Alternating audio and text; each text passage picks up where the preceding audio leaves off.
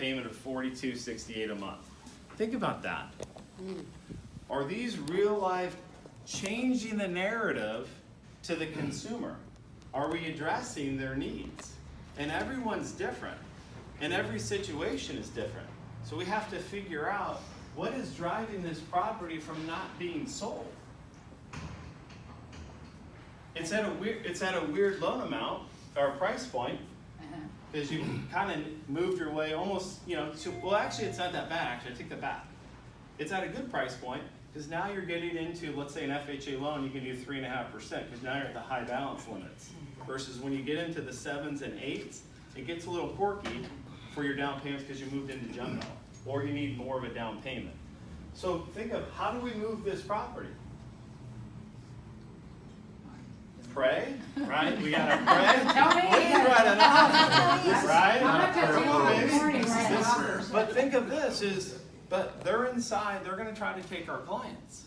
So think of, the more you understand this strategy and the different ways to address the client's needs, the more we can go out there and think of, are they going to attack our commission now? No. You've now earned it.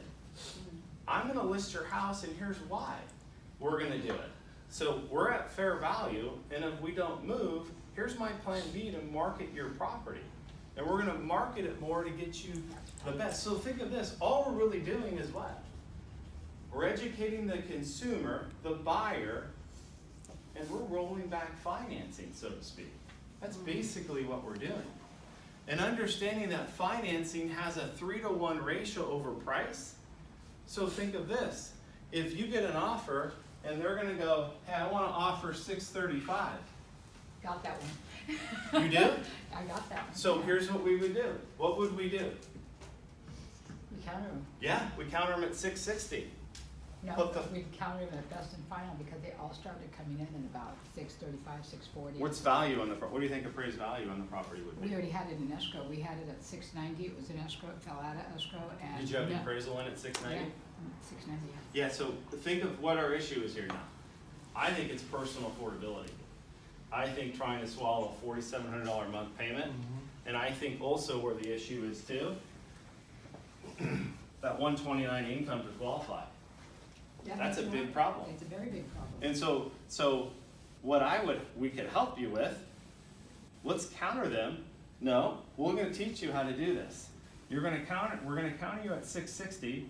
We'll give you the 25 in discount points, and we're going to have a payment as if you're going to buy it at $568. How can you do that? Why not? I don't know. It's super easy. I just put the whole thing together for you. So this has a video attached to it. So we need to get their lender to jump on board with you, correct? No. Just educate them. If you need me to get in the middle, then we'll get in the middle. I have another problem, another child, another property that needs help too. Yeah. So let's go back to another child. Well, let's go back to our original issue, right? We have to change the narrative with the consumer, right? And think of the meaning this. How are we going to, because all the commodity, the tech companies that are coming in, that are real estate companies that are calling themselves tech company, they refuse to use our business. This is the stuff they don't get. No, just come and buy the property. I don't care. Yeah, They don't understand this. So this is the stuff we need to be really good at moving forward. And I call it structuring. And it doesn't matter if, so for an example, we should be in the middle of this and saying, okay, seller, okay, buyer, this is what we need to do. And so I would think of what's the issue here? Is qualification? Is it total payment with your client? And so we sit down and say, we can figure all this out. This is how we structure this offer. Not only that, the $25,000 is a tax deduction for who? Seller. Buyers. Oh, the buyers are. The buyers, because these are discount points used on a primary purchase, right? And they got the payment they want. Is it a temporary buy down? No. Can they use that savings to reduce principal or equity position to get them out of the FHA loan quicker? Absolutely. So think of it's a win-win for everybody. As a listing agent, we sold it for basically a third of where it would be going. It's moving towards, right? Right. and we got it, and we sold it. And think of off the record, no consumer here, you sold it for what price point? $660. Did we protect your commission? I'm sorry, what? Did we protect your commission? Oh, yeah. Absolutely we did. Now it is. My water is here, right? That's yours. Yeah. We'll get you a new one.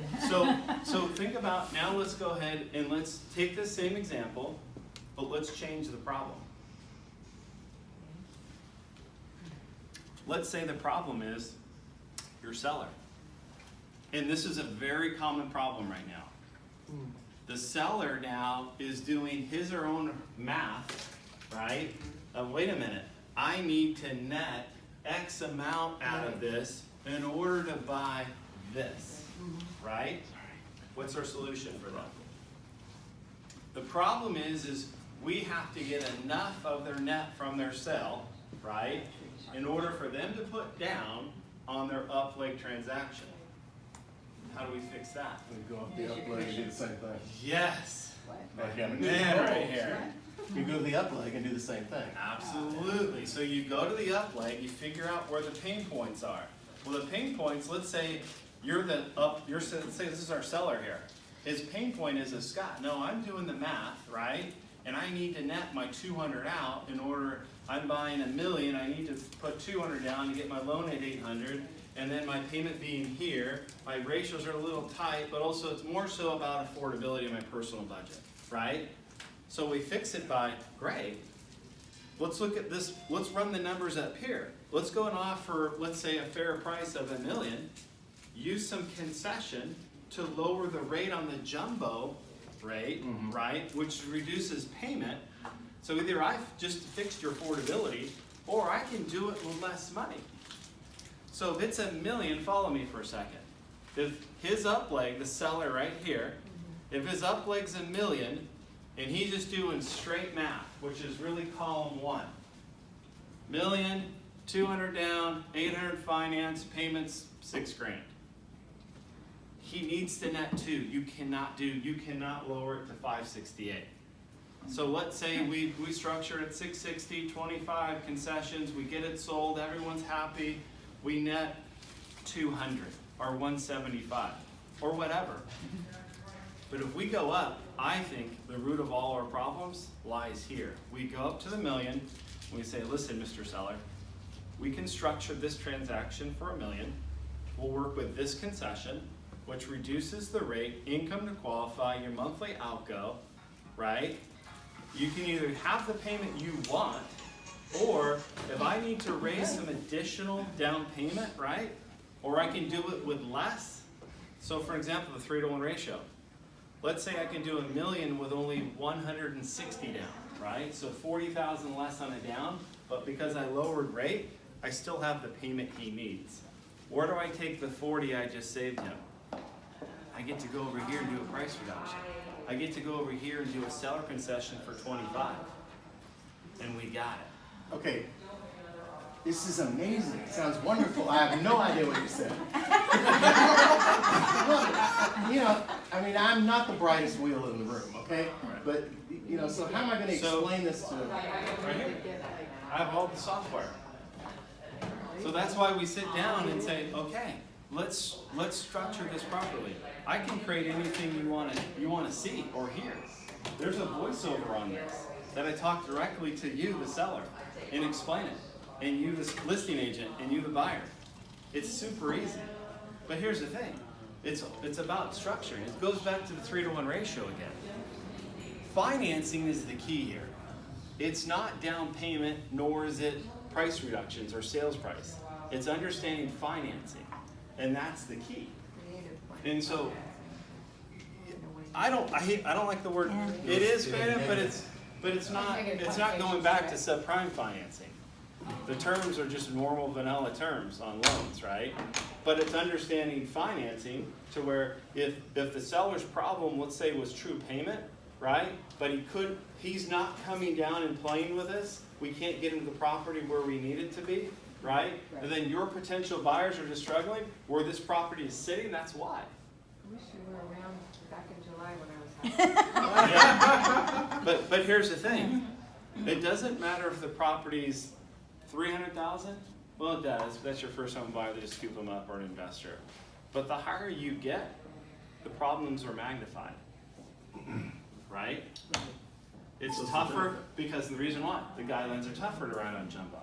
Right. The rates are larger on jumbo. The down payment needed for his upleg needs to be larger. So how do we address that? That's how we address these issues.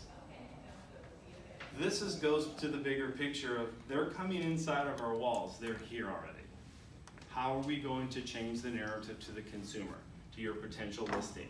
Where can you use this?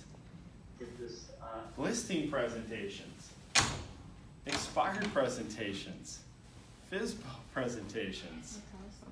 Think of this as work on or with your buyers. How do we get into a house? And you think I've just shot all my bullets and I'm done in this thing? I'm not. Because my background is renovation. I do a lot of renovation loans. And so we can go in today's market. Let's say this house had health and safety issues. One of the things that immediately came to mind, and I shot to Jason's email, this is a great property for an ADU. It's called a granny unit. It's a great property. The backyard's huge. So imagine, why don't we mark it as a granny unit? Are you familiar with all the laws, the zoning laws that they've passed in the state of California to free up that ability? Did you realize that a renovation loan, from a buyer's perspective, you can buy the property as is and add that granny unit, and you can get future value into that? Yeah. And all you really need, depending on which one we're going to do, is either 3.5% equity or 5%. So think of this is if you understand the 3-to-1 ratio in financing, and you have a background. This is obviously I can't jam this into you in 20 minutes, because your minds are going to explode. And what is this really doing? This is really setting up a future education, right? Let's sit down, bring some real properties, bring some real problems, and let's figure it out. Well, the granny unit thing has a lot of appeal in Fullerton. I mean, I've It does, absolutely. A ton Yeah. times.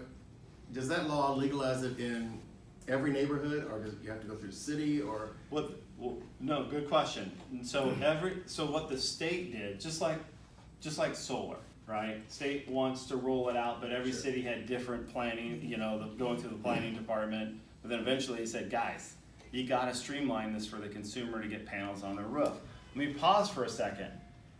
Another issue that I realized, and I saw in your comments, I forgot about that, Yeah. the lease on that property. That's been one of the handicaps too. There are a couple of other handicaps on the Okay, property. can you buy out of that lease? That was an interesting question. Got that asked last night. To be honest with you, they said they had to assume the lease or pay it out flat. And Yep. paying it out flat was like $23,000. Okay, can we build it in there? Well, that's the thing. The lenders are saying, from the buyer's perspective, they're saying you cannot include it in their loan. No, you can use a concession for it. Well, she needs the money. She's retiring. She's Okay. already out of the house. So that's how much. So that's your seller then, right? That's my seller. Yeah. Yep. She's like, no, I'm not going to pay it off. Right. Which So usually we won't divert this, but we'll come back to this. We'll work on that. But yeah, that's an issue, and there's a lot of different how they're structured.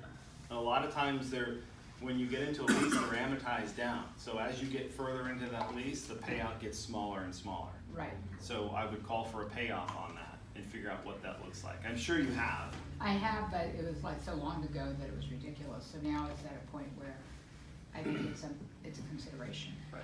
Okay. So ADUs. So state passed a law. So think of this: an ADU, granny unit, right? So the state basically says, guys, cities, we're going to strip away all the red tape. Let's make it happen.